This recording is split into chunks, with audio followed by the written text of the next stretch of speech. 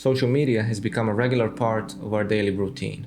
It became engraved in our minds as a natural occurrence we don't really give much thought to. What I was trying to find out is, first of all, why do we feel the need to endlessly scroll through social media and spend hours on it every day? And more importantly, how we feel without it? In what ways would our lives change without social media, or if we could at least drastically decrease the time spent on those apps? So I decided to dial down my usage and limit myself to just a few apps, and only for the purposes of promoting my YouTube channel. And this is what happened. Hey guys, my name is Pedja, and on this channel we talk about productivity, creating healthy habits, and creative work. While researching the effects of social media on the global population, I ran into a few interesting observations. Due to the effect it has on our brain, social media is addictive both psychologically and physically. Using social media lights up the same part of our brain as most other addictive substances. When a person experiences something rewarding, that actually lights up the dopamine producing part of our brain, causing dopamine levels to rise. And this is noticeable in social media usage. When you get a notification or a like or a mention, brain receives a rush of dopamine, causing you to feel pleasure. It provides an endless amount of immediate rewards in the form of attention from others. And all of that for, well, relatively minimal effort.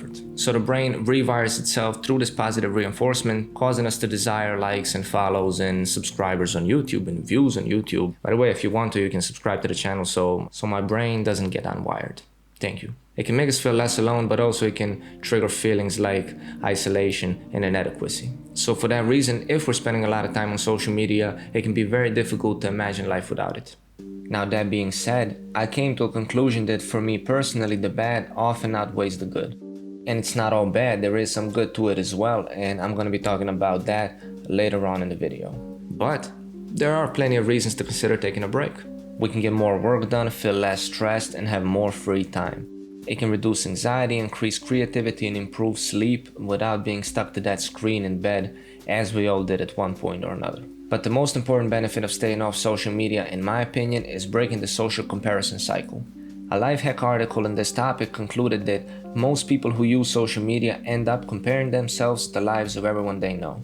The problem with this is that it can have a serious impact on our self-esteem.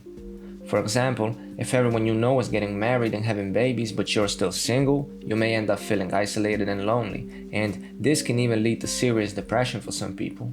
Basically focus on yourself and what you think about yourself and not what others think about you. And at the same time, not comparing yourself to others. Also, it can give you the time to kind of reconnect with the real world. See, when I turned down my social media usage, it took me a while to realize that my life is actually the same as it was before. Looking at screen time on my iPhone, I realized that around 2 hours a day was spent on social media. Now, it's important to mention, I don't think there's anything wrong with using social media in moderation and in the right way. Kind of using it the way it was intended to be used. I feel like the original idea of, let's say, Facebook or MySpace was to just connect with your friends, to connect with as much people as possible and kind of widen our horizons. So now looking at all these benefits of reducing our time on social media may compel us to try and do it ourselves. Once you start that process, you may realize that it's not really as easy as it looks. So here are some things that I found to be most effective in keeping me off social media. Starting with just keeping your apps out of reach. I did this by moving all of my apps into a folder and moving that folder as far away from my main screen as possible to make it less accessible. And now with iOS 14, you can actually delete the app icons altogether on both Android and iOS devices. And I found that that extra step creates enough resistance for me to just skip scrolling altogether a lot of the time. And you can also go another route and try to delete those apps from your phone. If after doing that, you still find your way to your apps, deleting the app altogether might be a better approach. It would take me even more time and effort to go ahead and install the app again from scratch. I actually watched the Matt D'Avella video, and he mentioned that with all these new smartphones, you don't actually lose any data. So you can delete Instagram from your phone, and if in a week or two or a month you decide you want to use it again, you just install it and everything is back to where it was before. And the last thing I tried and felt most comfortable with is using social media only on my laptop. When using only a browser and website version of an Instagram app, for example, not only am I required to obviously be next to my laptop and go through the relatively long process of launching the website, well, compared to a smartphone at least, but at the same time it loses a lot of features and it's sort of a less enjoyable and less immersive experience. Okay, so throughout this video, I've been trying to get a certain point across, and that is that social media is bad. And it is bad in some cases, but it can also be good. It can help us connect with people all around the world and help us make connections and experiences that otherwise wouldn't be possible. It has become a portal into any and all information in the world, an insight to other cultures, artistic and creative exploration, and just useful information in general. It gave a lot of artists and creative people an opportunity to showcase their work for a wider audience, and it gave that audience a chance to hear more new and interesting music or see interesting paintings or whatever it is you're into. I don't know, like portraits of turtles.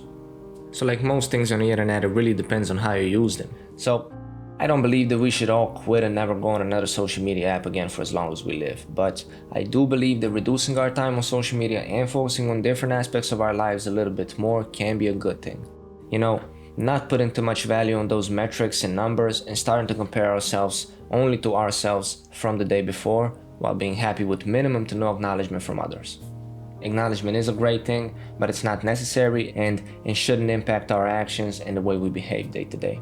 Filter out the negativity, limit your social media exposure, and also bring your views, your positive views, positive, that's important, and bring your positive views into the online world. If social media is making you feel less happy, then maybe it needs to go. So just remember to find a way to replace the positive found in social media. Thank you so much for watching, guys. I hope you found this video interesting, and if you did, I would appreciate you liking it and maybe leaving a comment, because it's gonna help with the algorithm and put my video in front of more people. And also consider subscribing and hitting that bell icon, because I need to have a lot of subscribers so I can flex on my friends, right?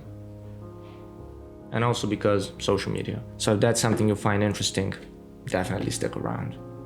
I like this angle, this looks. Subscribe, like, comment, blessings. Thank you for watching. I'll see you in the next one soon.